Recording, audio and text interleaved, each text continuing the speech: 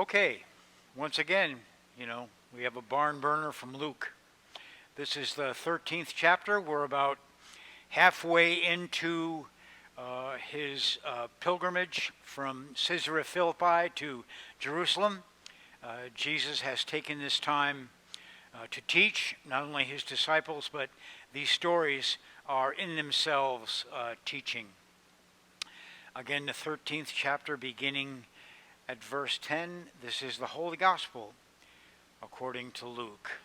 Now Jesus was teaching in one of the synagogues on the Sabbath. And just then there appeared a woman with a spirit that had crippled her for 18 years. She was bent over and was quite unable to stand up straight. When Jesus saw her, he called her over and said, "Woman, you are set free from your ailment." When he laid his hands on her, immediately she stood up straight and began praising God. But the leader of the synagogue, indignant because Jesus had cured on the Sabbath, kept saying to the crowd, "There are 6 days on which work ought to be done. Come on those days and be cured, but not on the Sabbath day." But the Lord answered him and said, "You hypocrites!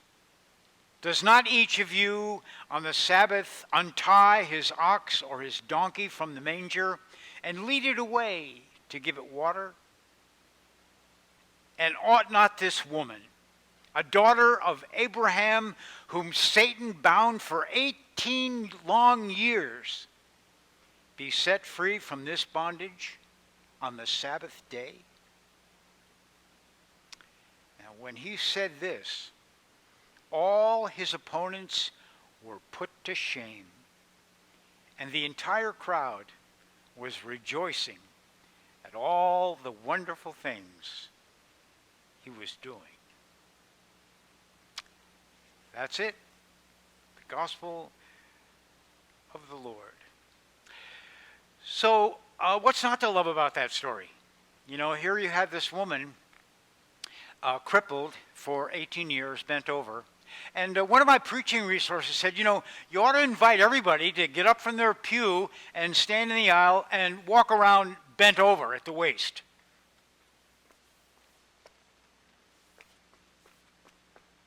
Just do that for a while. And I'm not going to make you do that. And imagine what that would be like. There is a disease, I can't remember it now, the Latin name is way too complicated, but probably you might have encountered someone afflicted with it, bent over like that, with their head somewhere below their waist. It's a different world down there, And we don't know anything about this woman, we don't know her name.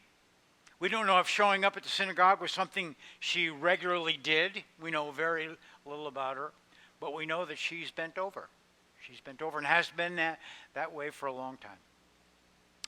And the same resource, the same woman who's preaching, she actually teaches preaching at Yale Divinity School. She said, you ought to invite people in your congregation to reflect on how bent over they are. How they come, how bent over they come. And, I got to thinking about how bent over and the stuff that bends me over. I got to admit, I got pretty bent over when Sandy was diagnosed with cancer. And, we were immediately sent down to UCSF for horrendous surgery. It bent me over. I get bent over when I read stuff about the environment. I've been watching a series now called On the Edge. It's a series about Patagonia. This is an extremely remote area on the very southern tip of Chile and Argentina. It's a magnificent area. As a mountaineer, it's like, more dramatic and more difficult than the Himalaya, than anything really in the Himalaya. But it's remote, and you would think pristine, and it's not. It's not. As we speak, species are dying of the pollution that it's in the water and in the air. And, if you wanted to, something to keep yourself up at night, you could worry about the air that your grandchildren will breathe, for example, the environment. And that's just one thing. That's one thing. We've just come through this pandemic, and, this might surprise you, but this has bent people over. This has bent the planet over, bent them over. And so different stuff bends us over. And, y'all are looking good. You're dressed up. You smell nice. But you're bent over. And you're bent over for so many different reasons. One of the main reasons you're bent over is because who you think you are is who you think you are. You have no idea who you are, but you think that's who you are. And that bends you over. Simply a matter of perception. We don't really know who we are, and we're bent over as a species. We're just bent over. I love this gal. She's bent over. She comes to church, and she, to me, initially was representative of Israel. Israel's bent over. They're bent over. Why? The Romans. The Romans, they're bent over. Life is hard. I remember a famous New Testament scholar, N.T. Wright. Many of you have read his stuff. One of the living authorities, certainly on the New Testament, said, if there was a time and a place in history that you would not want to be born, it would be first century Palestine, specifically the Galilee. But then I thought, she's representative of the human race. She's been bent over, and not just for a little while, 18 years. Anyway, every now and then life bends us over, and so one of the things that I like to watch, and Nate, you can start to cue this up, and, as an athlete, I really appreciate motivation. And I don't know if you do it or if this video will make any sense to you, but I liked it, so you get to watch it.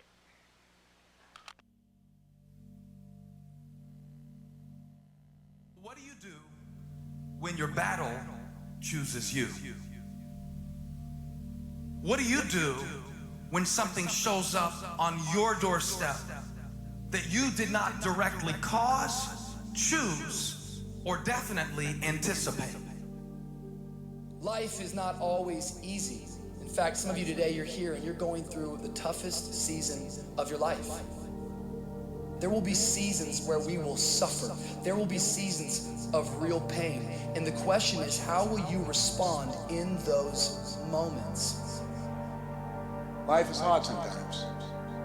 Easy, it's not an option. But it's worth fighting. It's worth believing.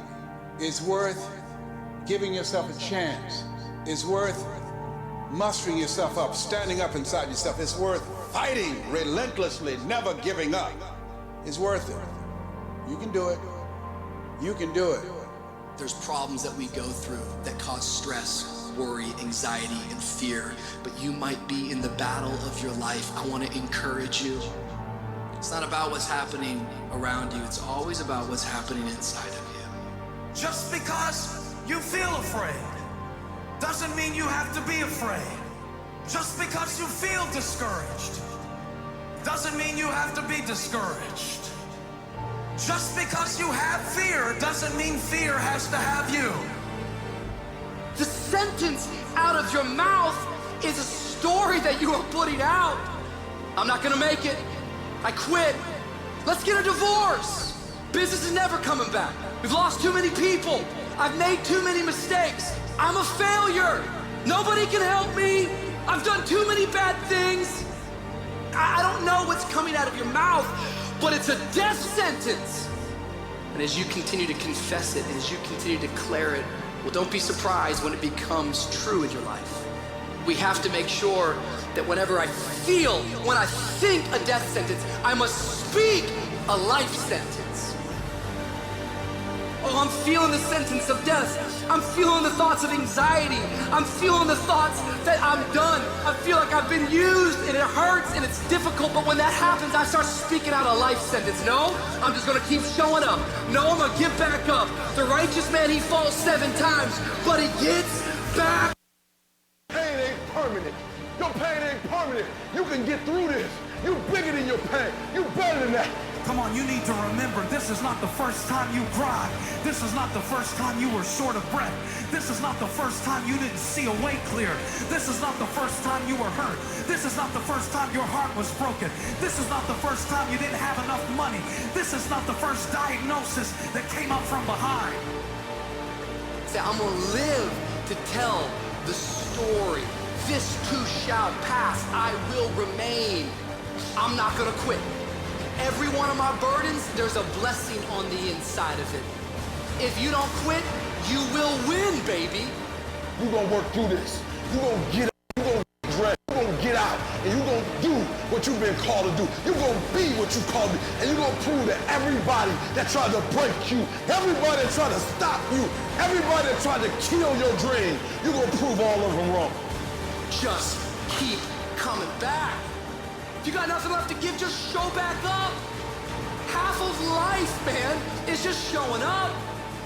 And I'm telling you right now, don't give up. I'm telling you right now, don't give in. Get through it. And if you can get through it, if you can work through your pain, I'm guaranteeing you, on the other side is a reward.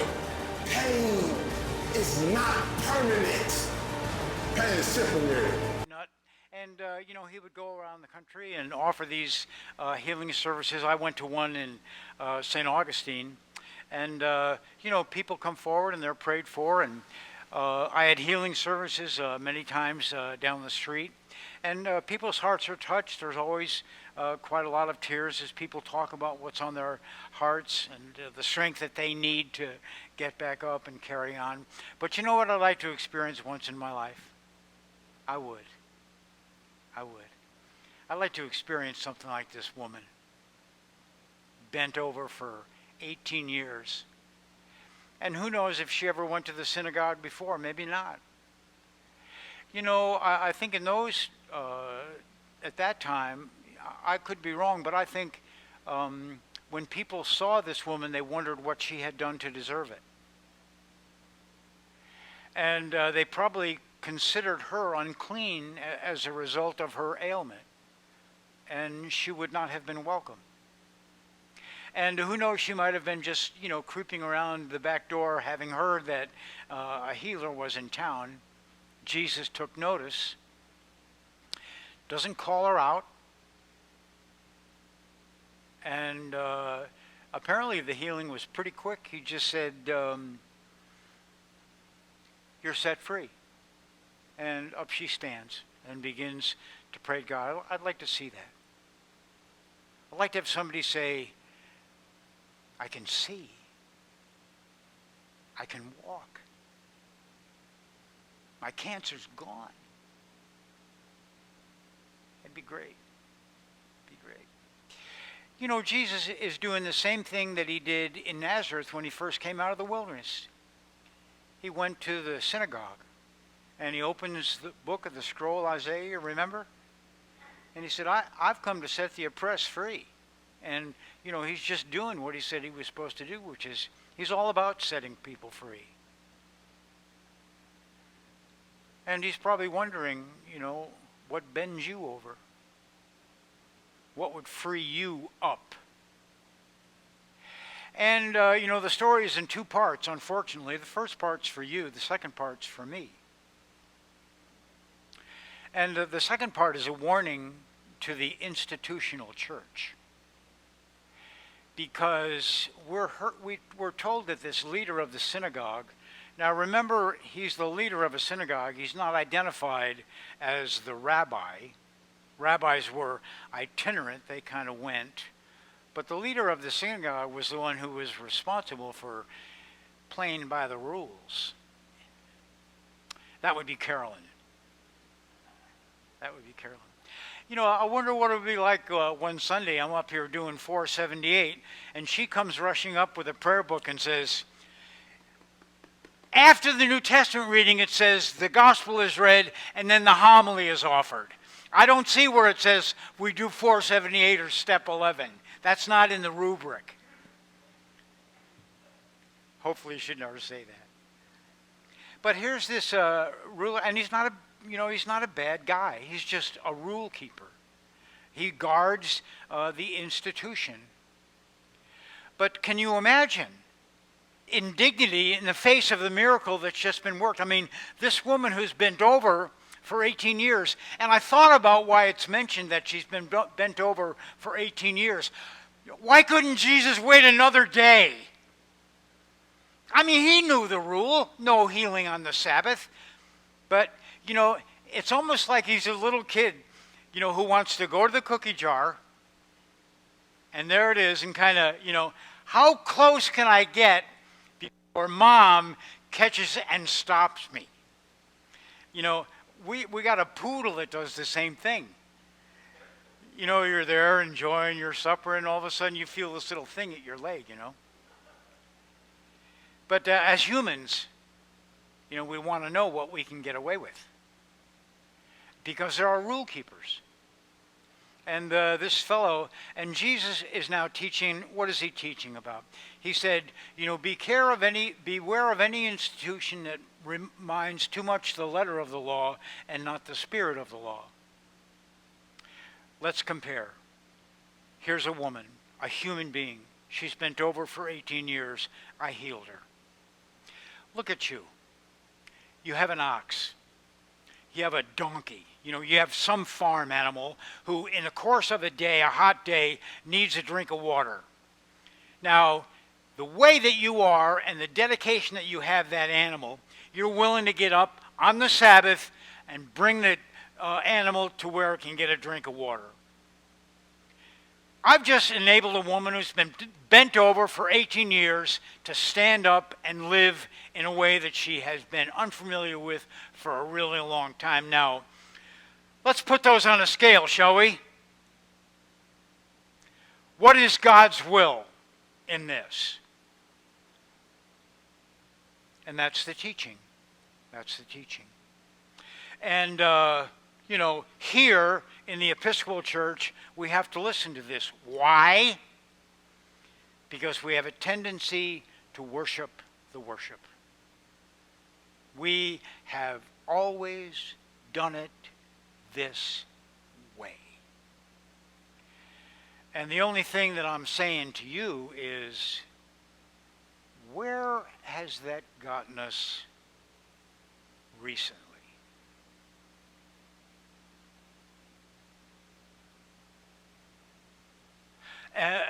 That's a question I'm asking myself.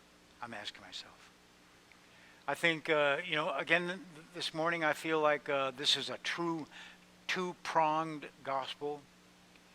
I think part of it suggests that Jesus came to set captives free, and that captivity comes in all kinds of forms. As the video illustrated, things come at us out of nowhere. We suffer.